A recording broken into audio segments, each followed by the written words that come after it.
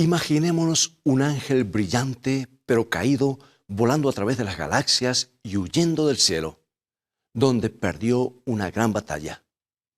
Él entonces encuentra un lugar en el universo donde seres creados compran su sistema alternativo de gobierno, el planeta Tierra. Es aquí donde él continúa su lucha contra el gobierno del amor de Dios. Sin embargo, Dios envía a su propio Hijo para rescatar al planeta perdido y gana la victoria colosal de la cruz. El ángel caído, Lucifer, falla en lograr que Cristo abandone su misión salvadora. Lucifer es derrotado, pero entonces se le ocurre su idea más brillante. ¿Qué si él puede tomar el conflicto del bien y el mal al revés? ¿Qué si él puede usar la misma institución que Cristo creó para servir sus propósitos? Hoy aprenderemos qué sucedió cuando Lucifer descubrió su arma secreta más devastadora, la iglesia. Toma tu Biblia y mantente en sintonía. Está escrito. Declara el mensaje final de Dios para nuestro tiempo. Presentando al Cristo viviente como la respuesta a nuestras más profundas necesidades. Está escrito. Con el pastor Robert Costa. Hoy, el arma secreta de Satanás. Un joven llamado Claude Deprite estuvo 5 largos días en prisión hasta que pudo saber de los cargos que tenía en su contra. Él pensaba mucho en su esposa y en sus hijos, que no sabían si lo volverían a ver con vida. Finalmente, en la mañana del 6º día, el carcelero abrió la celda donde estaba Claude y lo escoltó al cuarto de interrogación. 3 jueces estaban sentados.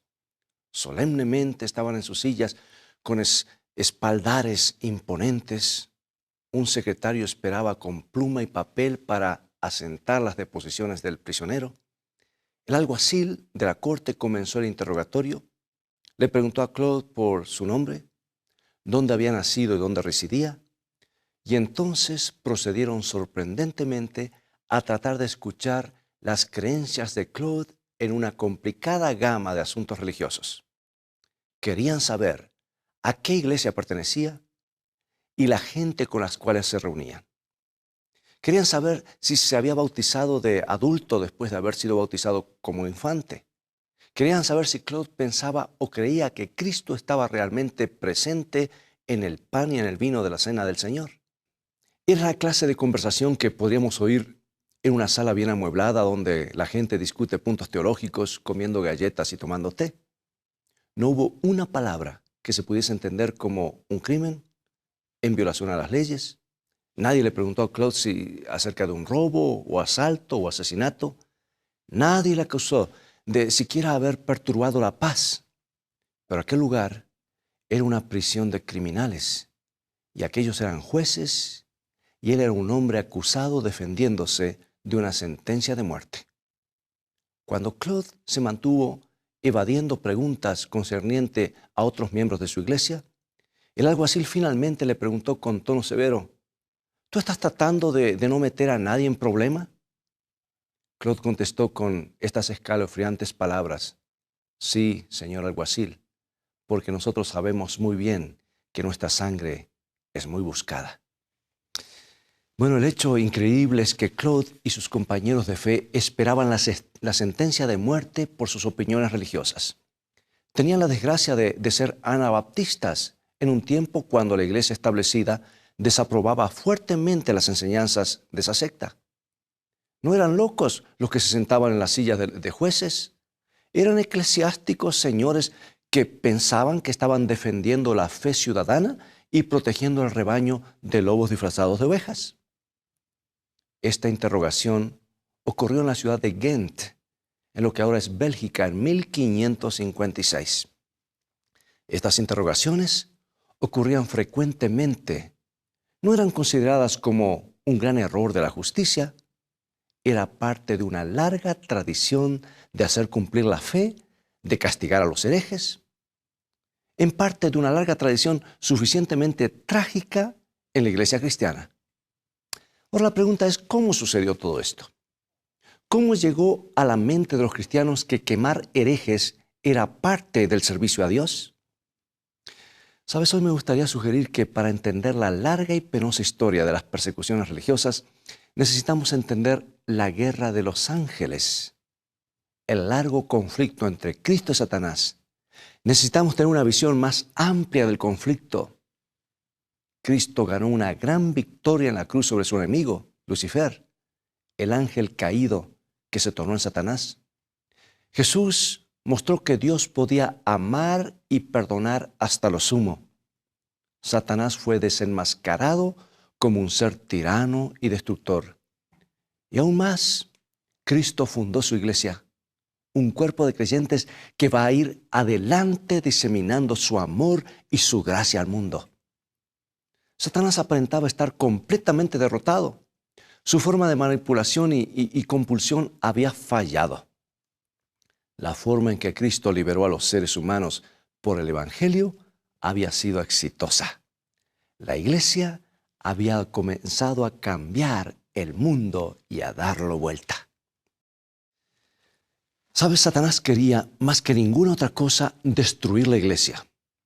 El libro de Apocalipsis nos habla de esto claramente. En el capítulo 12 de Apocalipsis, encontramos que se pinta a Satanás como el gran dragón o la serpiente que trata de ahogar la iglesia en un diluvio de persecuciones.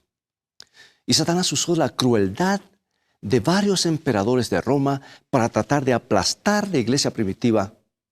Muchos creyentes fueron quemados o devorados por leones en el Coliseo romano. Pero como la historia nos muestra, la sangre de los mártires servía como la semilla que germinaba y engrandecía la iglesia. Los creyentes se multiplicaban constantemente. Entonces Satanás ideó su más diabólico plan. ¿Qué si la iglesia misma se convirtiera en la perseguidora de los fieles? Al principio esto parece indignante. ¿Cómo Satanás podría lograrlo? Muy bien, la iglesia se hizo muy poderosa en la Edad Media. Adquirió poder y autoridad absoluta. Los eclesiásticos se miraron a sí mismos como los protectores de lo que ellos consideraban la verdad. Ellos llegaron a la conclusión de que tenían que imponer por la fuerza lo que ellos creían correcto. Y comenzaron a mirar las desviaciones de sus creencias como un mal terrible que había que extirpar. Y así fue como la iglesia se convirtió en perseguidora. Y el libro de Apocalipsis nos pinta estos eventos tristes y trágicos. Nos muestra la fuerza detrás de todo este plan perseguidor. En Apocalipsis 12 se muestra esto claramente. El Apocalipsis es el último libro de la Biblia escrito principalmente para la última generación de creyentes en el último tiempo, y dice claramente Apocalipsis 12:13. Y cuando vio el dragón que él había sido arrojado a la tierra, persiguió a la mujer que había parido al hijo varón. El dragón representaba a Satanás. Él era el ángel que se rebeló contra Dios y fue lanzado fuera del cielo y vino a la tierra. La mujer representa a la verdadera iglesia, la iglesia de Cristo, los verdaderos creyentes. Y es Satanás el perseguidor de la iglesia. Él es el que está detrás de las escenas de persecución cuando las autoridades humanas comienzan a oprimir y a destruir a los creyentes. Esto se manifiesta ampliamente en el interrogatorio de Claude. Aprendemos de esto en las cartas que este hombre pudo enviar de forma milagrosa a su familia. Resulta que un día los monjes vinieron a interrogarlo. Ellos preguntaron, ¿cuál es tu fe? Y Claude simplemente contestó, yo creo en Jesucristo y Él es el verdadero y viviente Hijo de Dios, y que no hay salvación en ningún otro nombre en el cielo ni en la tierra. ¿Sabes que esto no satisfizo a los sacerdotes? Ellos querían saber en qué otras cosas Claude creía, especialmente sobre la Madre Iglesia, la iglesia que los monjes llamaban la verdadera iglesia apostólica. Así que Claude les preguntó, ¿los apóstoles persiguieron y mantuvieron a la iglesia con fuego y espada como ustedes hacen? Hasta este día no ha habido una buena respuesta a esa pregunta como ustedes pueden imaginarse. Esto es porque lo más fuerte que el Nuevo Testamento dice acerca de los herejes es evitarlos y no mezclarse con ellos. Esto es muy diferente a quemarlos en la hoguera. En otra ocasión, un hombre erudito conocido como el decano de Reims vino a interrogar a Claude. Claude le preguntó de dónde él obtuvo la autoridad para buscar y derramar la sangre de aquellos que nadie puede acusar de ningún crimen. Y el decano señaló un pasaje en el libro de Deuteronomio, escrito por Moisés en el capítulo 17 y verso 12, que describe que los que desafían al sacerdote en Israel son dignos de ser muertos. Y Claude le recordó al decano que no estamos bajo la ley de la venganza, sino bajo la ley de la gracia. Y él señaló que Jesús había declarado en una parábola que nosotros no debemos intentar sacar la cizaña de nuestro medio por el peligro de arrancar con ella juntamente al trigo en este proceso. En otras palabras, no traten ustedes de sacar la cizaña ahora. No traten de destruir a todos los malvados en nuestro medio porque ustedes terminarán destruyendo a mucha gente con ellos. Jesús nos dice, déjenme, eso lo haré yo en mi tiempo, en el día del juicio. Yo separaré la cizaña del trigo, las ovejas de los cabritos. El decano contestó que él era suficiente y suficientemente sabio para arrancar algunas cizañas malas sin dañar el trigo. Pero por supuesto, él no tenía una capacidad que solo Dios tiene. Claude y sus hermanos de la fe eran cristianos amorosos y sinceros, como el mundo no ha visto mucho de ellos. Ellos estaban delante de su tiempo al escoger una devoción sumisa a Cristo y una fidelidad a las enseñanzas de la Biblia sobre la tradición. Y el decano reconoció que no podía decir nada en contra de las prácticas de fe de Claude y de su grupo. Pero esta era la gente que era acosada y perseguida. Esta era la gente llevada a prisión y torturada. Esta era la gente quemada en la hoguera y la iglesia establecida era la que prendía el fuego. La iglesia, que era parte del gobierno que cruelmente persiguió a los cristianos más maravillosos que alguna vez vivieron. Querido amigo y amiga, yo creo que hay un ángel malévolo detrás de toda esta forma fanática y asesina. Ese ángel está detrás de las largas agonías de las persecuciones religiosas de la Edad Media. Él está detrás de la intolerancia religiosa que continúa en nuestros días. Esta es su manera de guerrear contra la iglesia y con el pueblo de Dios. Esta es su manera de usar la fuerza y la coerción. Yo quisiera que todos entendiésemos dónde se trazan las líneas de batalla en el gran conflicto entre bien y el mal. Yo quisiera que todos entendamos claramente cuáles son las cosas que están en el conflicto. Porque algunas veces en nuestro celo por luchar contra la maldad terminamos en el lado equivocado.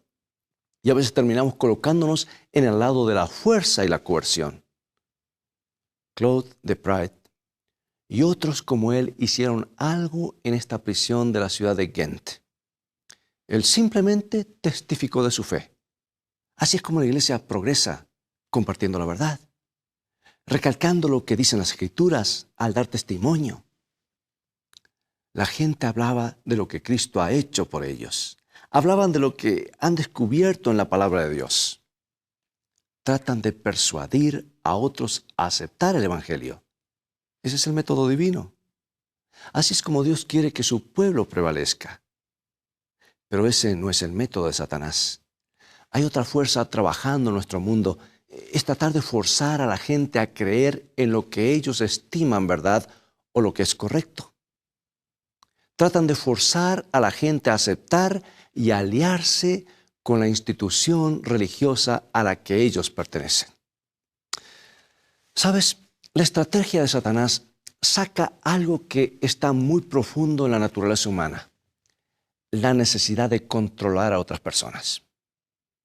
Esta es una de nuestras imperfecciones fatales. Nos sentimos compelidos a controlar a otros para conseguir lo que consideramos necesario. No está bien que tenga una opinión distinta a la que nosotros tenemos. No está bien que vean las cosas de una manera diferente a nosotros. Tenemos que enderezarlos. Tenemos que hacer que vean la luz como nosotros la vemos. Tenemos que forzarlos u obligarlos a hacerlo. Querido amigo y amiga, yo quiero decirte algo. No es difícil que alguien que quiera controlar a los demás se convierta en un perseguidor.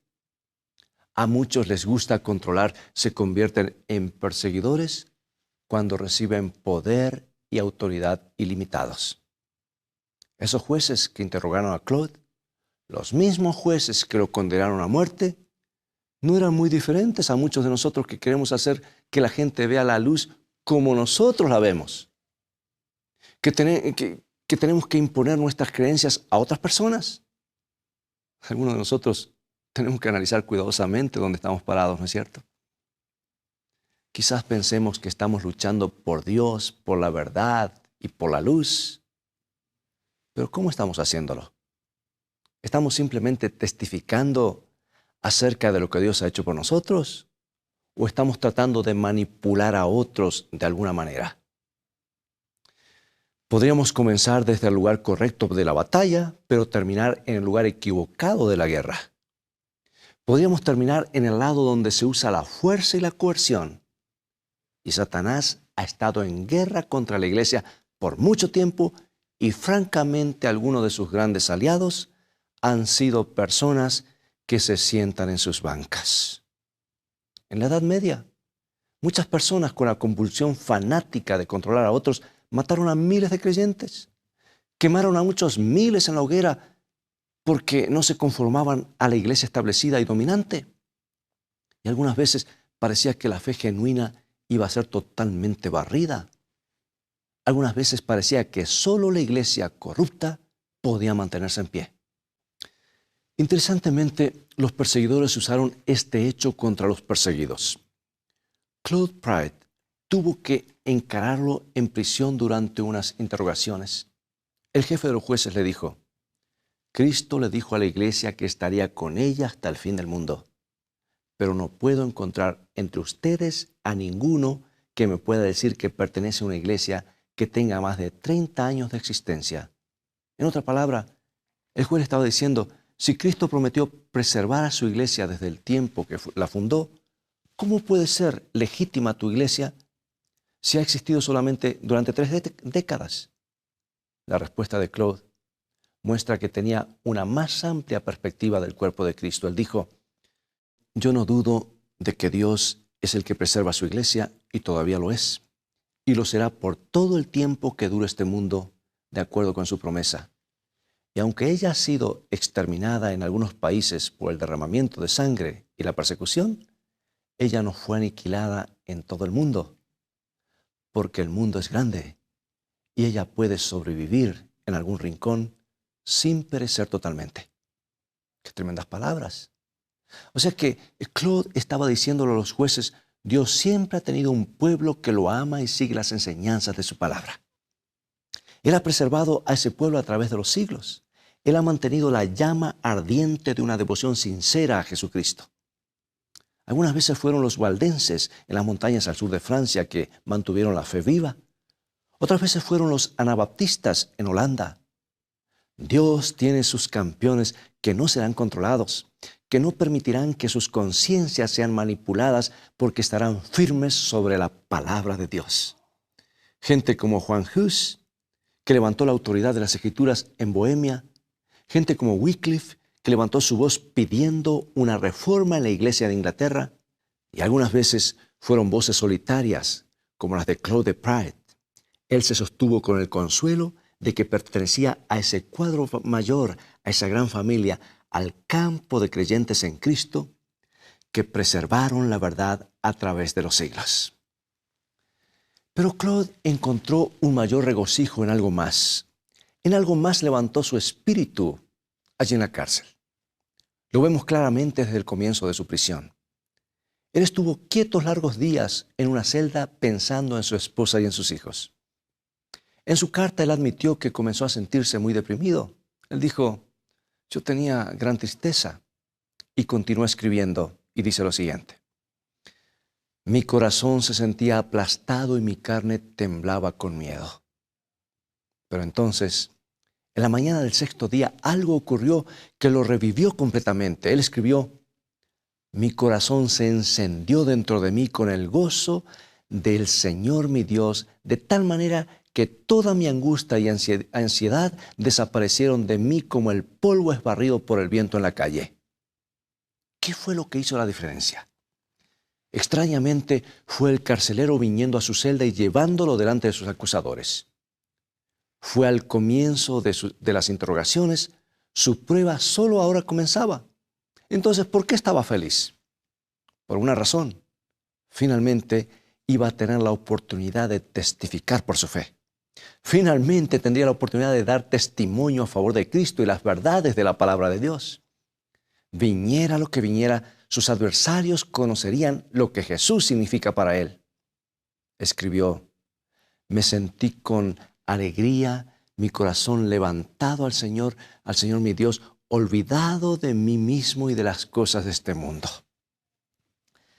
Claude Prat estaba en el lado correcto, entró en la batalla en la forma correcta, apeló a los corazones y a las mentes de los que lo interrogaban. Él estaba apelando a sus conciencias. El libro de Apocalipsis habla de personas como Claude. Describe lo que toma estar en el lugar correcto. Escuchemos lo que dice Apocalipsis capítulo 12, versículo 11. Y ellos le han vencido por la sangre del Cordero y por la palabra de su testimonio, y no amaron sus vidas hasta la muerte. La Biblia es clara. ¿Cómo pudieron esos cristianos ser vencedores? Ellos vencieron por la sangre del Cordero, por la cruz de Cristo. La lealtad a Cristo y a sus sacrificios era el centro de sus vidas. La cruz fue para ellos una roca a la que pudieron asirse en los peores tiempos. Los cristianos vencieron por la palabra de su testimonio. Como Claude, encontraron que testificar sobre lo que Cristo significaba para ellos aumentó y fortificó su fe. Compartir el testimonio por Cristo hace la fe mucho más real y le da mucho más valor. Y los creyentes son vencedores por el compromiso total con Cristo hasta la muerte. O sea que no están buscando nada más que salvar su piel. Tienen una perspectiva eterna. Quieren seguir a Dios, no importan las circunstancias, porque están enamorados de Jesús. Querido amigo y amiga, hay un gran conflicto, un conflicto furioso a nuestro alrededor entre el bien y el mal. Es un conflicto que nos obliga a tomar una posición seria. En un lado están aquellos que creen que sirven a Dios controlando las conciencias de otras personas. Y amigos, en el futuro la Biblia nos enseña que el gran conflicto entre el bien y el mal, el principio medieval de la unión de la Iglesia con el Estado, será realidad en un tiempo muy cercano. Y cuando esto suceda, habrán muchos que tratarán de controlar las conciencias, haciendo que la gente se conforme a la enseñanza de la Iglesia y de la ley del Estado. En otro bando estarán los que se paran sobre los principios de la palabra de Dios. Tienen a Jesús y están comprometidos con Él. Y ellos dan testimonio de lo que Dios ha hecho en sus vidas. Así es como ellos persuaden con la fuerza de la verdad y la luz divina. Así es como se apela cristianamente a hombres y mujeres a conformarse con la voluntad de Dios. Es así como encendemos más velas o más corazones con el fuego dramático de la verdad revelada. Hay una forma coercitiva, compulsiva, donde se ahoga la libertad de la conciencia, y otra que hace a la persona entender, razonar las claras enseñanzas de Jesucristo y sus apóstoles. Hay un camino de lealtad y otra de presión por contar con todo el poder del Estado. Hay un camino de compromiso con Cristo y otro de aportar la autoridad humana que impone las doctrinas y tradiciones humanas. La pregunta es, ¿dónde estaremos nosotros, tú y yo? ¿Decidirás seguir a Jesús y solo a Él? ¿Decidirás por la revelación de la palabra o por las enseñanzas y mandamientos humanos? La línea de la batalla está determinada. ha sido trazada entre la lealtad a Dios y a su palabra en un compromiso inquebrantable o en un compromiso con el mundo donde no está la cruz de Cristo. La línea de demarcación está trazada entre los principios divinos o ceder a la presión de la autoridad de turno, entre la libertad, que es el don divino, y la presión y la coerción, que son armas satánicas. Y algún día, muy pronto, nos encontraremos en el lado del amor hacia Dios y nuestros semejantes y el lado del despotismo y la crueldad. En ese día, mis amigos, nuestras decisiones por uno u otro camino sellarán nuestros destinos. El tiempo de hacer un alto y dejar a Dios ser el único soberano de nuestras vidas es ahora. Ahora es tiempo de detenernos en tratar de controlar a los que nos rodean. Es tiempo de dejar a Dios que controle nuestras vidas. Es tiempo de parar en el empeño de hacer que los demás capitulen y se rindan a nuestros puntos de vista.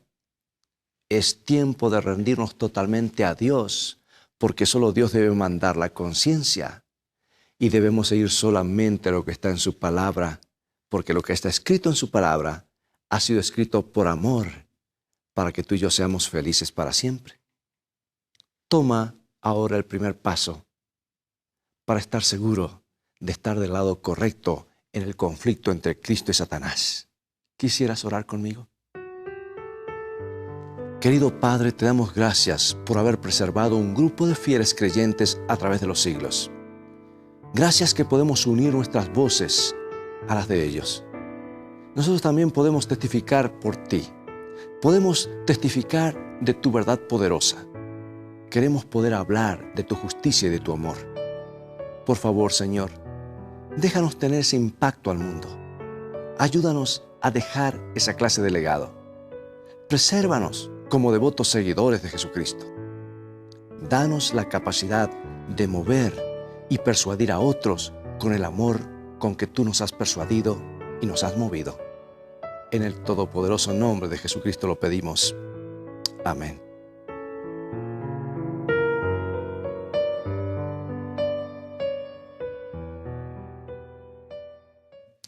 Bien, es todo el tiempo que tenemos por hoy. Ha llegado el momento de despedirnos. Te invito a continuar estudiando los mensajes de la palabra de Dios. Solamente en ella tenemos la seguridad. Es la revelación de la verdad de Dios para nuestros corazones. Es el mensaje de Dios, de su corazón a tu corazón.